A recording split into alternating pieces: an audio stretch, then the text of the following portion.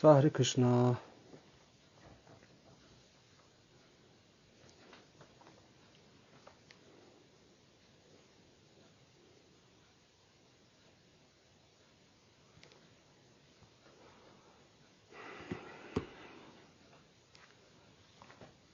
Kumbaino Хари Кришна.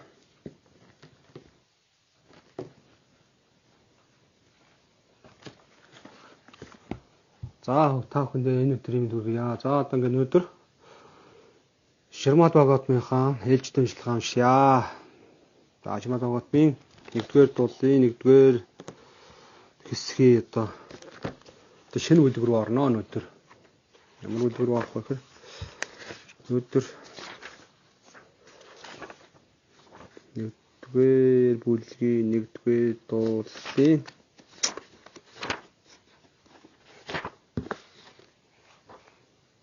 7-р бүлэг рүү орно.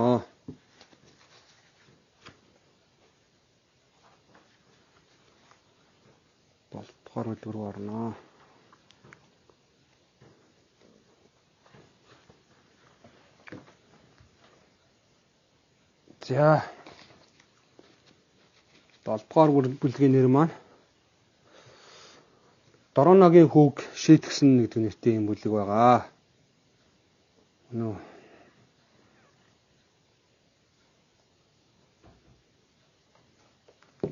Доронаачра гэж мэдэх лөө. Доронаачра гэж одоо нэг Зевсгийн эрдмийн агуу ах шүү дээ. Одоо Пандава 5 Пандава тэгэл ер нь нөгөө талд байлж исэн тэр Дюртана тэгээд бүх тэр тухайн үеийн тэр шилдэг дайчдыг бүгдэндээ ерөнхийдөө сэргийн хэдүүн заасан тийм агуу номын тийм одоо багш шүү дээ. Тэрний хүүг шийтгсэн гэдэг нэртэй бүлэг байна. 7-р бүлэг.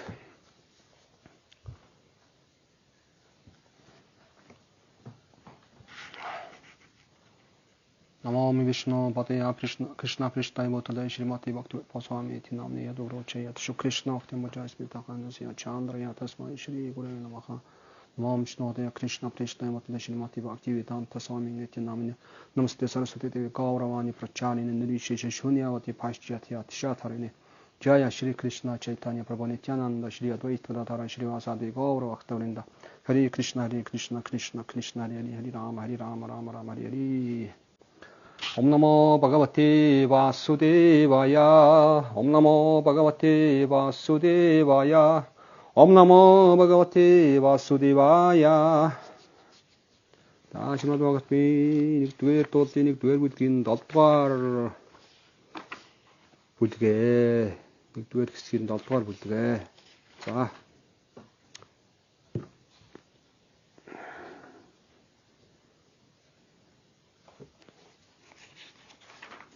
8-р шүлгээс гэж уншнаа та өнөөдөр. Техникийн шүлгүүд нь бол техник хэсгийн шүлгүүд бол өмнөх удаа болдгуудын үйл явдлыг ерөнхийдөө нь сануулсан тиймэрхүү агуулгатай юмнууд байгаа.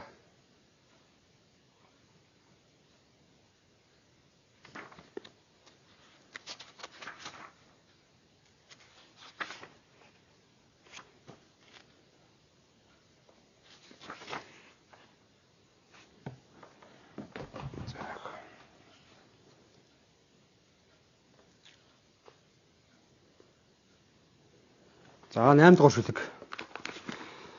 За санскрит шүлэг нь Са самхитам Бхагаватим Критвану Крамя Чатмажам Шукам Атхя Паям Аса Неврити Ниратам Унихи. За орчуулга нь Ихмэргэн Вяса Дева Шримад Бхагаватмыг тойрвчгаад мөн шалгаж үзчихээд түүнийг өөрийнхөө Шри Шука Дева Госвамид дамжуулж өгсөн юм аа. Шука Дева Госвамийн аль хэдийн ангижирлийн замнаад эхэлсэн байсан билээ гэж. За юу гэсэн үг вэ? Ихмэргэн Вяса Дева Шримад Бхагаватмыг тойрвчгаад мөн шалгаж үзчихээд түүнийг өөрийнхөө Шри Шука Дева Госвамид дамжуулж өгсөн юм аа. Шука Дева Госвамийн аль хэдийн ангижирлийн замнаад эхэлсэн байсан билээ. За. Энэ Шримад Бхагаватмыг одоо ингээд өдөр уншиж байгаа энэ Шримад Бхагаватмыг Вяса Дева мэрэгэн тойрвсан тийм үү? Тэгээд түүнийг өөрийнхөө Шока Дева Госвамид дамжуулж өгсөн. Тэгвэл Шока Дева Госвами бол аль хэдийн ангижирсан сүнс байсан. Ангижирлын замаар замнсан тийм сүнс байсан гэж штэ тийм үү. За 9-р шүлэг. Шаунака Вача Савай Неврити Ниратах Сарватро Пекшако Мунихи Касьява Брихатим Итам Атма Рамах Сама Пя Сат. Орчуулга нь Шри Шаунака Сута Госвамигаас ийн асуулаа. Шри Шука Дева Госвами бол аль хэдийнэ өөрийгөө танин ухамсарлахын замаар замнаж байгаа нэгэн. Тэгэхээр мэдээж хэрэг тэрээр өөртөө сэтгэл ханамжийг олсон бизээ. Тэгвэл яагаад тэрээр тийм том хэмжээтэй бүтээлийг судлах үүргийг өөрийн нуурын дээр үүрсэн хэрэг вэ гэж. Юу гэсэн үг вэ? Одоо нөгөө Шри Шаунака гэж Шута Госвамигаас асуулаа гэж штэ. Шука Дева Госвами бол аль хэдийнэ өөрийгөө таньж ухамсарласан ухрын замаар замнаж байгаа хүн. Тэгэхээр мэдээж хэрэг тэрээр өөртөө сэтгэл ханамжийг олсон байгаа. Тэгвэл яагаад тэрээр тийм том хэмжээтэй бүтээлийг судлах үүргийг өөрийнхөө нуруунд дээр үүрсэн хэрэг байна вэ? Байх вэ гэж. Юу гэсэн үг байх нь ойлгож байна уу? Одоо юу бол Шимад Оготон бол одоо ерөнхийдөө өөрийгөө таньж ухамсарлахад зориулагдсан тийм бүтээл. Гэтэл Шука Дева Госвами бол аль хэдийнэ тэр өөрийгөө таньж ухаарахын замааг одоо замнаад тэр таньж ухаарсан тийм сүнс байсан. Тэгээд тийм одоо өөрийгөө таньж ухаарсан сүнс одоо энэ том цаар хэмжээтэй хүрээтэй энэ бүтээлийг те ном судрыг судлах шаардлага байсан юм уу гэж асууж штэ. Мөн үү? За 10 дугаар шүлэг. Сута Вача Атма Рамача Мунайо Ниргрантха Пи Урукраме Куранти Ахитуким Бактим Итхам Бхутаг Гуно Харихе. Орчуулга нь. Бүхэл төрлийн Атма Рамагууд нь өөрийн атма буюу сүнслэг биедээ цэнгэл жаргалыг амсаж байгаа нэгэн гэдэг. Атма Рама гэдэг тийм байх нь шүү дээ. Бүхэл төрлийн атма рагууд нь ялангуяа өөрийгөө таньж ухамсарлахын зам мөрдөө батжсан хүмүүс нь хэдийд аль хэдийнэ бүхэл материалыг уяа хүлээснээс ангижирсан ч Бурхны бодголд холцоогүй цэвэр чин бишрлээр үйлчлэн зүтгэхийг хүсэж байдаг. Энэ нь дээд эзэн трансцендент шин чанаруудыг өөртөө шингээсэн байдаг. Тиймээс ч бүгдийг өөртөө татдаг. Түүний дотор ангижирсан сүнснүүдийг ч гэсэн өөртөө татдаг гэсэн утгатай гэж. Ойлгож байна уу? Юу гэж? Бүхэл төрлийн атма рамагууд нь атма рама гэдэг нь дотор өөрийн атма буюу тэр сүнснийхээ дийг одоо олоо таньж ухамсарлаа тэндээ цэнгэж жаргалыг амсаж байгаа нэг. Атма рама гэдэг нь рама гэдэг нь баяр баясгалан гэсэн үг шүү дээ. Тэр сүнсний ад жаргалыг амсцсан нэг юм гэж тийм. Бүхэл төрлийн атма рамагууд нь ялангуяа өөрийгөө таньж ухамсарлахын зам мөрдөө батжсан тийм. Хүмүүс нь хэдийд аль хэдийнэ бүхэл материалыг уяа хүлээснээс ангижирсан байдаг ч тийм. Бурхны бодголд холцоогүй цэвэр чимшээлээр үйлчлэн зүтгэхийг хүсэж байдаг гэж. Өөрөөр хэлбэл хэдий тэр одоо ангижирлын тэр дээд түвшинд хүрсэн байсан ч тэр хэл хязгаарын цаана гарсан байсан ч гэсэн Бурхны дээд бодголд үйлчлэн зүтгэхийг хүсдэг. Наан доор байсан ч үйлчлэн зүтгэхийг хүсдэг, дээшээ гарсан ч үйлчлэн зүтгэхийг хүсдэг. Энэ нь дээд эзэн трансцендент шин чанаруудыг өөртөө шингээсэн байдаг. Тиймээс ч бүгдийг өөртөө татдаг. Түүний дотор ангижирсан сүнснүүдийг ч татдаг гэсэн утгыг агуулж байна гэж. Өөрөөр хэлбэл энэ бол ангижраагүй одоо зүгээр жирийн одоо болон сүнснүүдийг ч татдаг. Тэр түүнчлэн одоо ангижирсан сүнснүүдийг ч өөртөө татдаг гэдэг ийм хоёр агуулга гэж. Тэгээд энэ Шримад Бхагаватны энэ одоо энэ 10 дугаар шүлэг бол бас их чухал атма рама гэдэг чухал шүлэг гэж үздэг. Энэ шүлгийг одоо нөгөө Чайтанья Махапрабху бас тайлбарласан байдаг. Өөр нэг хамгийн одоо нэг ойр дотны чин бичлэлтэн Сантана гэсэн өмнөд ингэ тайлбарласан. Бүр үг үгээр нь тайлбарласан байдаг. Энэ маш чухал шүлэг гэж үздэг. Атма рама шүлэг. За тэгэхээр ер нь бол өөрөөр хэлбэл Бурхны дээд бодголд Бурхны дээд бодгол маань одоо дээд эдсэн маань бол трансцендент шин чанаруудыг агуулсан шингээсэн байдаг учраас бүгдийг өөртөө татдаг. Тэд түүний дотор бол одоо тэр ангижирсан сүнснүүд ч гэсэн багтдаг юм гэдэг ийм агуулгатай шүлэг байна.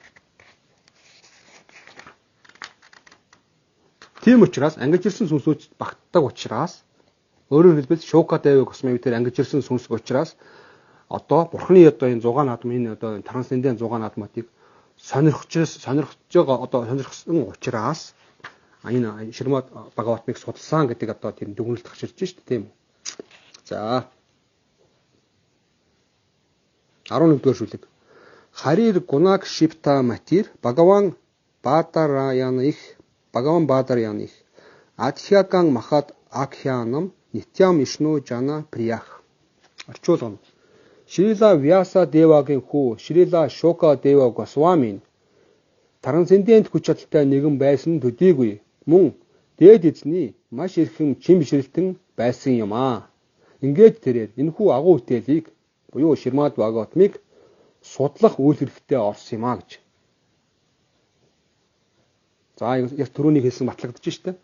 Vyasa Девагийн хүү Шрила Шука Дэва Госвамийн трансцендент хүч чадалтай нэгэн байсан төдийгүй хамгийн гол нь дээд Бурхны одоо маш эрхэм чимшрэлтэн байсан. Ингээд тийм ч учраас тэрээр ингээд агуу хөтөл энэ Шримад Бхагаватмыг судлах ажилдаа орсон гэж. За. Шука Дэва Госвами бол хамгийн чухал одоо байдаг л шүү дээ. Энэ Шримад Бхагаватмыг өгүүлж хөөрөнсөн, Парикшит хаанд өгүүлж хөөрөнсөн те их чухал байдаг л да. Тэрийг тэндээс нь эхэлж одоо өгүүлж штэ. Ингээд бүр анхных нь юунаас эхэлж тайлбарж эхэлж байна. За. 12 дугаар шүлэг. Парикшито атха Раджаришир Жанма Карма Вилапанам Самстхамча Панду Путранам Вакши Кришна Катхо Даям. За юу гэж байна? Сута Госвами Шаунака тэргүүтээ их мэрэгдэд хандан ийн хэллээ. За юу гэж? Одоо би эзэн Шри Кришна болон хаадын дундах мэрэгэн ухаантан болсон Парикшит хааны төрөлт үйл хэрэг ангижирлийн тухай өгүүлэн хүүрэн хүүгээ эхлэх гэж байна. Мөн түүнчлэн Пандугийн хөвгүүд хэрхэн очлонгоос огоорсон тухай өгүүлэх болно. За. Энд ч одоо дахин одоо юу яасан байгаа ч та. Шука Дэва Госвами Парикшит хаанд ярьсан яриаг Сута Госвами одоо тий Шаунака тэргүүтээ тэр одоо нөгөө 8 шираныгийн хойд ингээд сугалсан тэр олон мэрэгдүүдэд ярьж байгаа шүү дээ тийм үү. Тэгээд ярьсан яриаг дамжуулж ярьж байгаа тийм их хэлбэр байгаа шүү дээ. Энийг бас ойлгох хэрэгтэй тийм. Одоо Шука Дэва Госвами Парикшит хаанд одоо тэр ганг мөрний иргэдээр одоо ярьсан яриа буюу энэ одоо Шримад Бхагаватам Бурхны тухай өгүүлж хөөрсөн өгүүл одоо түүхүүдийг тийм Сута Госвами тэр одоо Шаунака тэргүүтээ тэр олон их мэрэгдүүдэд тэр 8 шираныгийн сугалсан тэр олон мэрэгдүүд ярьж байгаа яриа шүү дээ тийм ээ. Тэгээд тэр утгаараа Сута Госвами хэлж штэ тий. Одоо би эзэн Шри Кришна болон хаадын дундах мэрэгэн ухаантан болсон Парикшит хааны тий. Төрөлт үйл хэрэг ангижирлийн тухай өгүүлж хөөрнөх гэж байна. Мөн түүнчлэн Пандугийн хөвгүүд хэрхэн очлонгоос огоорсон тухай өгүүлэх болно гэж. Пандугийн хөвгүүд бол маш одоо чухал одоо байдаг л шүү дээ. Одоо нөгөө киногоор ярих юм бол гол дүрийн хөвгүүд тийм үү? Гол дүрийн одоо хамгийн гол дүрийн жүжигчд Кришнатай хамгийн ойр байсан. Бурхны дээд бодгол Кришнатай хамгийн ойр байсан. Бурхны дээд бодгол Кришнагийн хамгийн эрхэм чимшрэлтэнгүй мөн үү? За тэгээд тэр тухай өгүүлэх гэж байна гэж байна. За 13-аас 14-р шүлэг. Ята мритхэ каурава сринжаянам вирэшу атхо вира катим катешу Велико Даравидха Гата Примарша Багнору Данде Дритараштра Путре Бартух Приям Дараунер Итисмам Пашан Кришна Сутанам Свапатам Ширамси Пахарат Виприям Ива Тасья Жукуб Ситам Карма Викархаянти. За 13-аас 14-р шүлгийг орчуулгана. Кауравчууд болон Пандавчуудын аль альнийх нь айрмын цэрэг дайчид Курукшетрийн тулааны дараа бүгд хөнөөгдсөн бөгөөд нас нөгчсөн дайчид хүсч тэмүүлж байсан тэрэл зорилгодоо хүрцгээсэн юм аа. Дриштраштргийн хүү Пхимасинагийн шийдэмд өртөн нуруун гэмтэн газарт уй гүнэгтэйгээр ойцсон юм аа. Дроначарягийн хүү Ашватхама Драупадигийн 5 хөвгүүний толгойг авч тэдний толгойг өөрийн эзэндээ цом шагнал мэтээр илгээсэн юм аа. Монголын улмаас тэрээр үүндэн сэтгэл ханамжтай байх болно гэж найдан бодож байсан ажээ. Гэвч Дөрвитхана түүний энэхүү шившигт үйлдэлийг огтоос сайшаагаагүй бөгөөд өчүүхэнд сэтгэл ханамжтай болоогүй юм аа гэж. Юу гэж вэ? За энд бас их гоё үйл явдал. Гоё ч юу яг их чухал бас үйл явдал гарч штэ. Каврав гэдэг нь болохоор нөгөө Пандавын нөгөө талын нөхдүүд байх нь штэ. Кавравчууд болон Пандавчуудын аль альнийх нь айрын цэрэг дайчид Курукшетрийн тулааны дараа бүгд хөнөөгдсөн гэж байна. Бүгд хөнөөгдсөн. Тэр Курукшетрийн тулааны талбар дээр хичнээн хүн нас орсон гэхээр хичнээн одоо цэргүүд амир өгсөн гэхээр 640 сая хүн амир өгсөн гэж өгсөн байдаг. Маш олон хүн байгаас тэр тоолох 640 сая гэдэг чинь бараг тэр өмшихгүй юм цэргүүд тэнд хөнөөгдсөн байж шүү дээ. Тэгээд яасан гэхээр нас нөгдсөн тэнд нас нөгдсөн дайчид хүсч тэмүүлж байсан тэр зорилготаа хүрцгээсэн гэж шүү дээ. Өөрөөр хэлбэл тэнд хөнөөгдөд одоо тэр үхлээгээд тэнд одоо харамсах юм болоог байна шүү дээ. Өрөөсөө бүгдээрээ зорж хүсэж исэн бүх тэр хүсэл мөрөөдөлтөд хүрсэн. Зорилготоо хүрсэн байна. Тэр бурхны оронд явах гэж хүсэж исэн бурхны орондоо ч байдаг юм уу те. Бурханлаг ертөнцид бас буцах гэж хүсэж ийсэнгүүд нь бурханлаг ертөнцид буцсан ч байдаг юм. Бүгд тэр хүсч тэмүүлсэн зорилготоо хүрсэн гэж юм. Харамсах юм байхгүй. Тэнд тулаанд байлдаанд үхлээгээд. За тэгээд дараа нь яасан? Дриштраштагийн хүү Пхима Сенагийн шийдэнд өртөж гэж юм. Нуруу гэмтэн газарт уй гонигтайгаар ойцсон. Дриштраштагийн хүү гэдэг хэн блэ? Дөрвитхана. Одоо энэ одоо Кавравчууд нөгөө талд байлдаж байгаа тэр олон дайснуудын хамгийн гол дүрээ итгээд юм уу? Тэгээд Пхима Сенагийн шийдэнд өртөж тэгээд нуруу нь одоо гэмтэж газарт ойцсон гэж штэ. А тэгтээ яасан бас нэг үйл явдал гарсан. Дроначарягийн хүү Ашватхама тий Драупадигийн 5 хөвгүүний толгойг авч тэдний толгойг өөрийн эзэндээ цом шагнал мэтээр илгээсэн юм а гэж. Нөгөө ингээд аав ээж нь ингээд дайнд аав нь ингээд тэр одоо тэр хүмүүс нь бүгдээр ингээд хамгаалах ёстой тэр хүмүүс нь бүгдээр ингээд дайнд явсан тэр ойгуур нь хулгаагаар очиж тэр хүүхдүүдийн толгой тэр жоохон хүүхдүүдийн толгойг авсан байх юм шүү дээ. Тэр одоо маш бохир муухай үйлдэл хийсэн байгааз. Маш өвшөөртэй үйлдэл хийсэн байгааз. Тэгээд Ашватхама. Тэгээд за энэнд нь одоо нөгөө эзэн нь буюу тэр одоо өөрөө эзэндээ шагнал мэтээр илгээсэн гинэ. Эзэн нь хэн блэ? Нөгөө Кавравчуудын эзэн нь хэн блэ? Удирдах байгаа нь Дөрвитхана тийм. Дөрвитханад илгээсэн байх.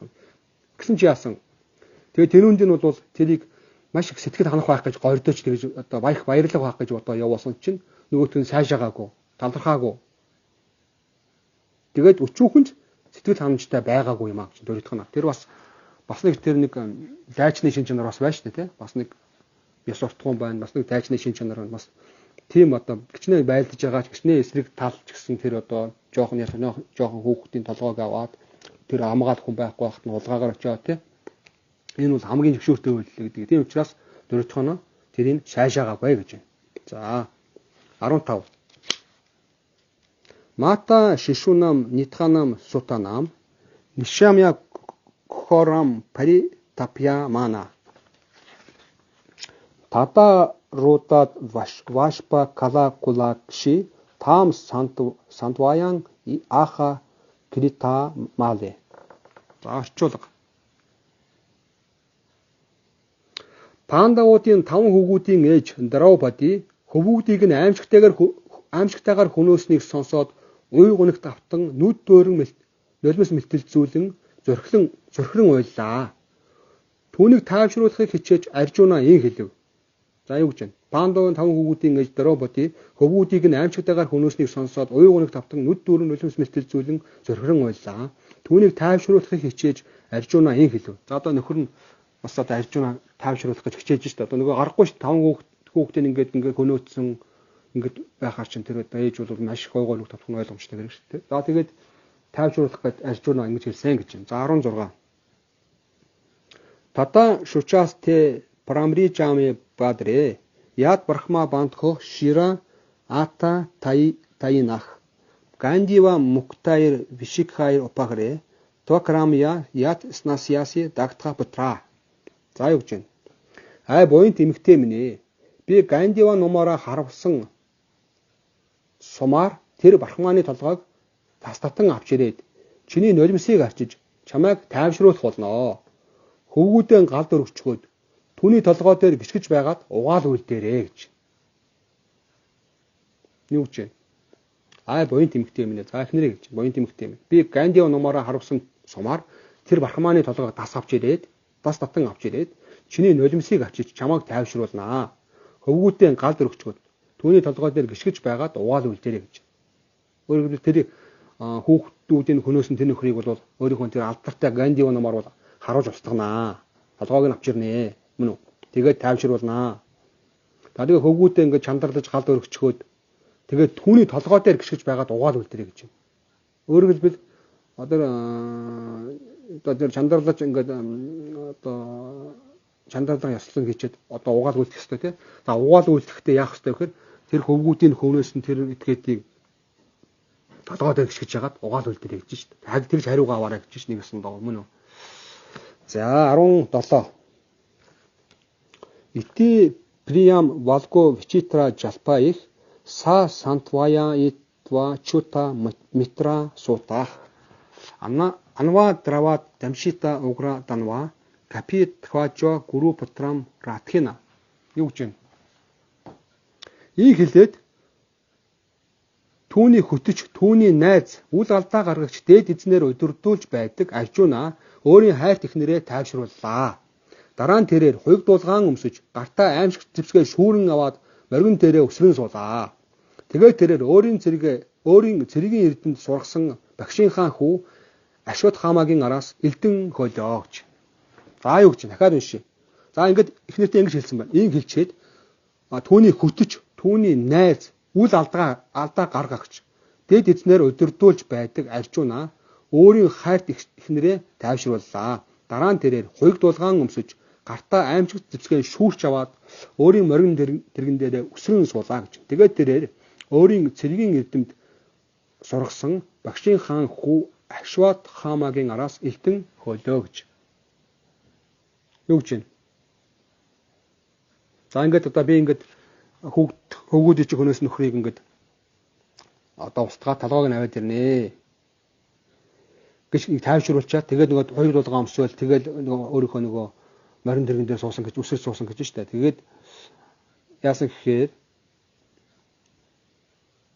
хамгийн гол нь түүний хөтөч, түүний найз үл алдаа гаргаж гэж штэ. Хамгийн гол нь үл алдаа гаргаж дээд эзнэр удирдуулж байдаг. Өөрөөр хэлбэл хамгийн гол энд юуг тодруулсан байна гэхээр үл алдаа гаргаж дээд эзнэр удирдуулдаг. Тийм учраас аржуунагийн үйлдэл бол алдаатай үйлдэл биш ээ гэдэг хэлж байгаа байхгүй. Одоо тэр одоо чинь Брахма хүнийг хөнөөхөө явж байгаа байхгүй юу? Нэг үсэндээ бол Брахма хүнийг. Гэтэ энэ дээр Брахма бантхуу гэсэн байгаа юм л. Брахма бантхуу гэдэг нь Брахманы одоо нэг нэр төдийл амтан гэсэн үг байхгүй. Брахманы одоо найз гэсэн үг. Брахма бантхуу гэдэг нь. Тэр нь бол нэр төдий амтан. Брахма гэдэг нэр төдий амт. Тэгээд дээрэс нь тэр нэг одоо тэр жоохон хүүхдүүдийг тэр хүүхд маш жоохон тэр ялах жоохон хүүхдүүдийг ингээд хараамгаалдаг байсан тэр хүүхдүүдийг улгаагаар очиад хөнөөсөн тийм үү. Тийм нөхрийг бол ингээд хөнөөхөд бол нүгэл байхгүй. Хөнөөх нь бол одоо алдаагүй гэдгийг одоо энэ дээд эзэн бол алдаа дээд эзнэр удирдуулж байдаг учраас аржуунагийн хийж байгаа тэр үйлдэл бол алдаагүй үйлдэлээ. Гэвч тэр одоо нэг тэр Брахманы хөнөөх гэж байгаа ч гэсэн.